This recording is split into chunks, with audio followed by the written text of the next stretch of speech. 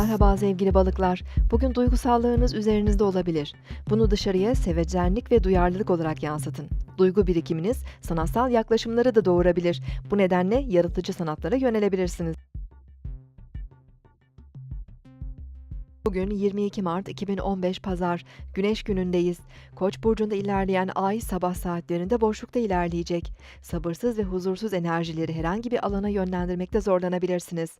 Günlük işlerimizde acele etmemiz ve çabuk sinirlenmemiz mümkün. Baş ve kas ağrıları, migren gibi kronik sağlık sorunları nüksedebilir.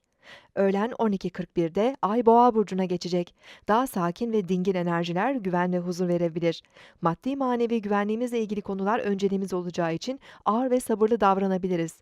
Sevdiklerimizle bir arada olmak, sanatsal etkinlikler ve yemek toplantıları için uygun bir akşamda olacağız. İlk